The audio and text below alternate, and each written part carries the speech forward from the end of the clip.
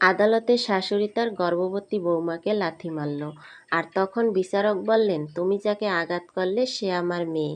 শাশুড়ি তাকে টেনে আদালতের মাঝখানে নিয়ে গিয়ে সবার সামনে ঘোষণা করল যে তার গর্ভ মিথ্যে।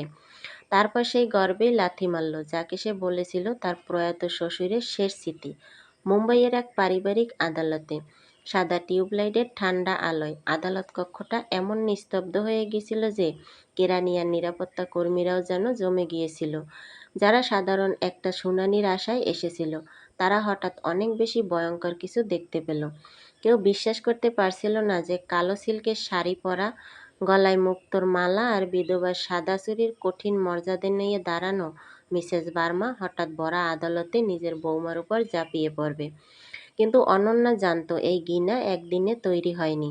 দক্ষিণ মুম্বাইয়ের প্রভাবশালী শিল্পপতি মিস্টার বার্মার মৃত্যুর পর বাড়িতে শোকের চেয়ে হিসেব নিকেশেই বেশি ছিল।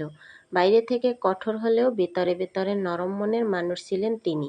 পরিবারের বাকিরা অনন্যাকে যেমন ছোট শহরের মেয়ে, কম্পনের বউ, যে ওদের অভিজাত দুনিয়ায় মানায় না বলে দেখত, কিন্তু তিনি কখনো সেভাবেই দেখেননি।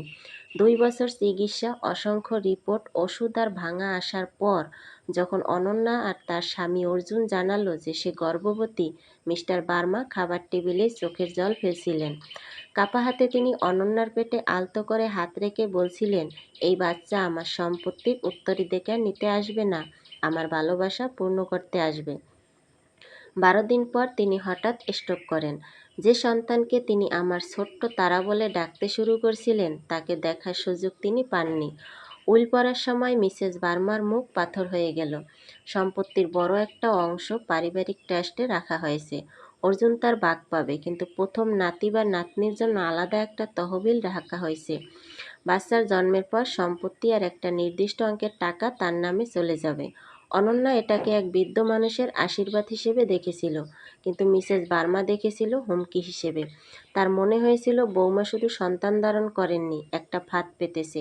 1 মাসের মধ্যেই তিনি আদালতে মামলা করলেন, অভিযোগ করলেন অনন্যা গর্ভবতী হওয়ার নাটক করছে, আর মিস্টার বার্মার মৃত্যুর পর বাড়িতে দখল নিতে চাইছে। অনন্যা সব তৈরি রেখেছিল, মেডিকেল রিপোর্ট, রক্ত পরীক্ষা, আল্ট্রাসাউন্ড, ডাক্তারের কাগজপত্র, কিন্তু মিসেস বার্মা সত্যি চাননি। তিনি চেয়েছিলেন আদালতের দর্শক অপমান। সবচেয়ে বড় আঘাতটা এলো যখন অর্জুন স্ত্রীর পাশে না দাঁড়িয়ে চুপ থাকলো। মা শোকে আছে, সে আস্তে করে বলছিল, বাবা নেই, তুমি একটু মানিয়ে নিতে পারো। অনন্যা তার দিকে তাকিয়েছিল, মানিয়ে নেব? মিথ্যাবাদী আর প্রতারক বলে আমাকে অপমান করতে দিয়ে? সে চোখ সরিয়ে নিয়েছিল। সেদিন সে বুঝছিল কিছু জিনিস আর কখনোই ঠিক হয় না। বিয়েতে বিশ্বাসঘাতকতা সবসময় শব্দ করে আসে না, কখনো কখনো চুপচাপ আসে। শুনানির দিন অনন্যা একটা সাধারণ হালকা গোলাপি সুতির শাড়ি পরেছিল। সকাল থেকেই বমি বমি লাগছিল, গর্ভাবস্থার কারণে দাঁড়াতেও কষ্ট হচ্ছিল। আদালতে ক্যান্টিন থেকে আসা চা আর ভাজাভুজির গন্ধে অবস্থা অনন্যার খারাপ হয়ে যায়। কিন্তু মিসেস বার্মা আদালতে সেই শোকের ছায়া নিয়ে আসেনি, আসছিল যুদ্ধ করতে। পেছনে অর্জুন, ফ্যাকাশে গুটিয়ে থাকা, চোখ নিচু, সেই একই নীরবতার মোড়া যা এখন অনন্যার ঘেন্না লাগে। মামলা ডাকার পর সবাই আদালত কক্ষে ঢুকলো। বিচারকের গলা